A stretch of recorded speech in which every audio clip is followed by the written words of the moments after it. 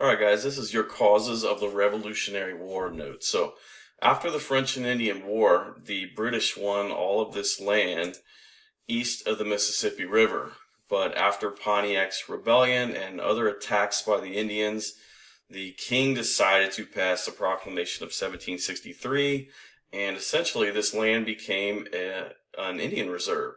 So the colonists had just fought for this land, and now they couldn't even go there. So they were not allowed to cross the Appalachian Mountains, and this angered the colonists. It wasn't really effective, but it just started the frustration towards the king. So after the French and Indian War, the British government was in debt because war is very expensive. At one point, the war in Iraq cost $1 billion a day. And it was a little cheaper back then, but war was still expensive. You had to pay soldiers' salaries and for food and for uniforms and ammunition and guns. So to pay for that war, the king decided to create taxes. And this is where some colonists decided to start getting mad over the taxes and other ways they felt their rights were being violated.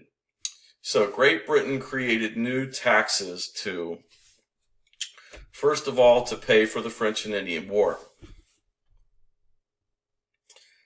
And the king wanted to pay for a permanent army here in North America for a couple reasons: to patrol the settlers that were here and make sure they were in line and paying their taxes, and to protect the land in case the French or the Spanish or Native Americans decided to go to war with the British again here in North America. So the first tax the king put on the colonists was known as the Sugar Act, and it was a tax on sugar and molasses. Molasses is kind of a sweet syrup that you would use in cooking. And any sugar that was brought into the New World had to you had to pay a tax on that sugar. And this tax was proposed by the Prime Minister of Parliament. Parliament is kind of like England's Congress, and the head of that Parliament is known as the Prime Minister, and his name was George Grenville. So he was not very well liked in the colonies because he came up with this Sugar Act. Now, in a culture with a government, taxes are necessary. It's just a matter of life. Here in America, taxes pay for our roads and our schools, and we even have a football stadium built by taxes, and parks, and maintaining public facilities. That's what tax dollars go for. I mean, they even pay your teacher salaries and custodian salaries and just anything public is what taxes pay for. So the colonists knew that taxes were something that are necessary sometimes. The problem that they had with the taxes was that they had no say in the taxes. So they developed a slogan, and that slogan was "No taxation without representation." And what that meant was the 13 colonies got no representatives in Parliament, so they had no one representing them. Here in America, we have Congress, and we get to elect people in Congress. And if you want Congress to raise taxes, you could vote for a congressman who says he's going to raise taxes. If you want Congress to lower taxes, you would vote for a congressman who said he or she is going to lower taxes. So in that sense, we have a say in our taxes here in America. We've also voted directly on taxes here in America. We had a stadium tax to build Paul Brown Stadium, and you could vote for it or against it. We have school levies here that you can vote for or against. We have zoo levies and park levies, and there was even a Union Terminal levy. So the point of the story is we have a say in our taxes, and we also have representation. We have a congressman in the House of Representatives, and if you want taxes to go up or down, you can tell them, and they are supposed to relay that message. So they represent you in Congress. Well, the 13 colonies had no one representing them in Parliament. So they came up with this slogan, no taxation without representation. And the guy that came up with the slogan, his name was James Otis. And he was a lawyer from Boston. There's old James.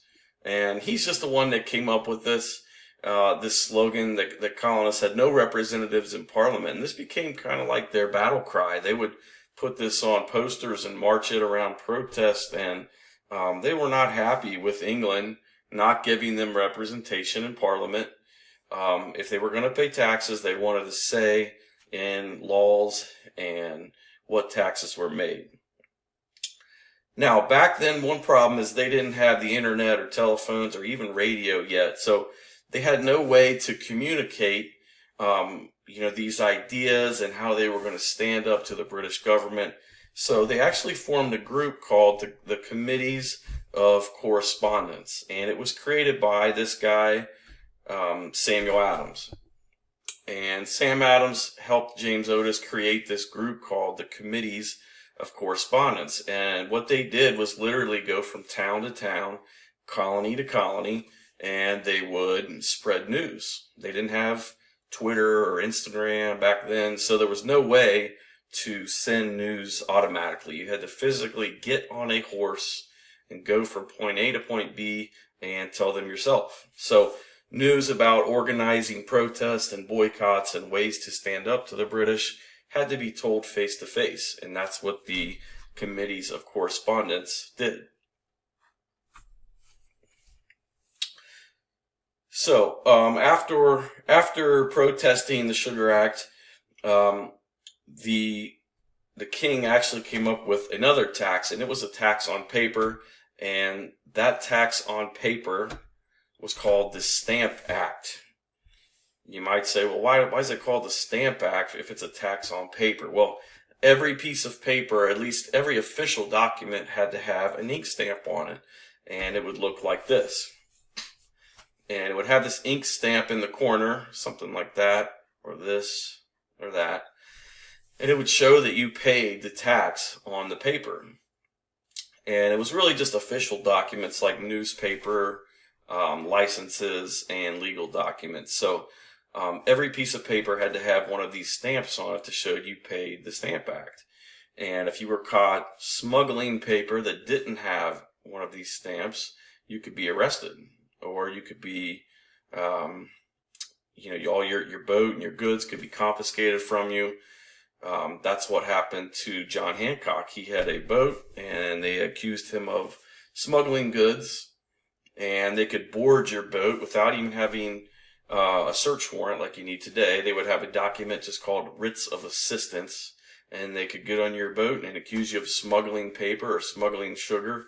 And they would put you on trial, and you didn't even get a fair trial, and this is why people started getting more and more mad and protesting and rioting. So the colonists started to stand up to the Stamp Act and Sugar Act by doing things like boycotting. We have talked about the word boycott. Boycott means to refuse to buy. So they just started refusing to buy the paper and the sugar from the British government. And of course, then when the British realized they weren't going to make any money selling sugar and paper to the colonies, things started to change. So the colonists continued to protest, and then they formed a violent group, and their job was going to be organizing more violent protests and threatening tax collectors, even starting fires and vandalizing British property. And that group was called the Sons of Liberty.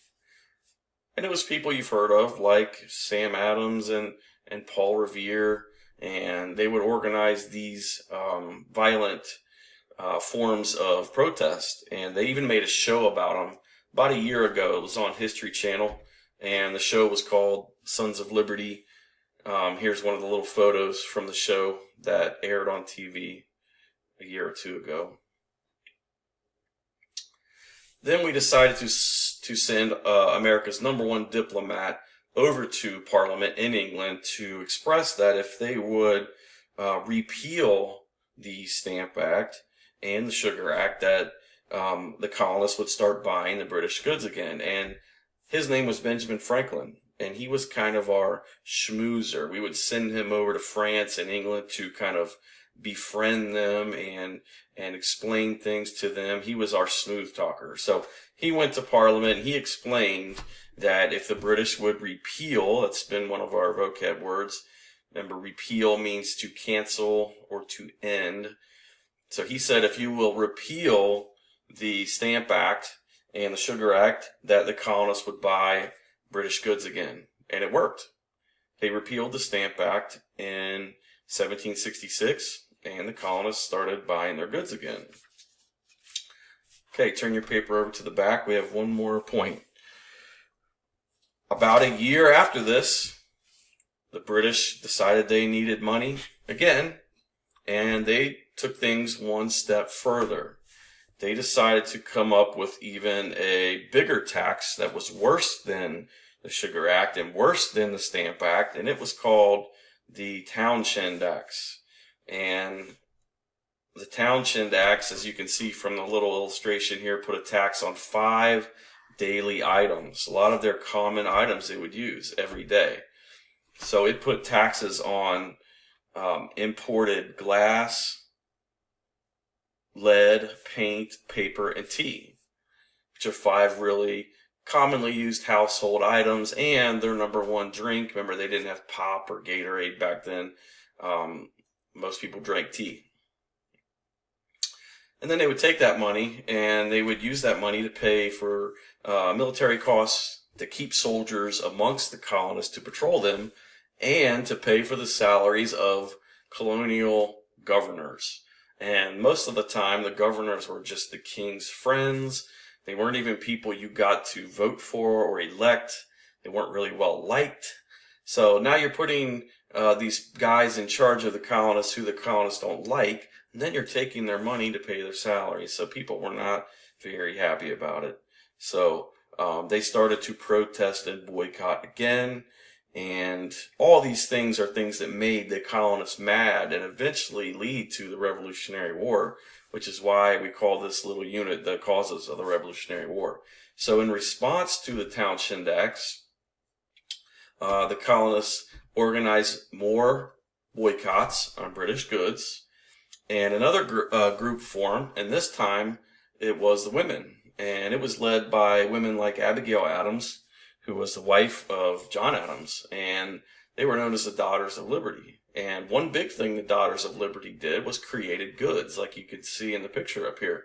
So if you're going to boycott all the British goods, well, then you need to create goods to replace those. And that's a lot of what the Daughters of Liberty did. Also, in response to the Townshend Acts, the Sons of Liberty continued to carry out these violent acts of protest, including attacking the homes of customs officials. Customs officials were the guys who collected the tax dollars and who inspected your boats and made sure you're paying your taxes. So they were not very well liked by the colonists because they were constantly invading their privacy. So that's for you. That's your notes for today. Go ahead and put this away in your notes section. And you are now going to do an assignment, an exit slip on Google Classroom.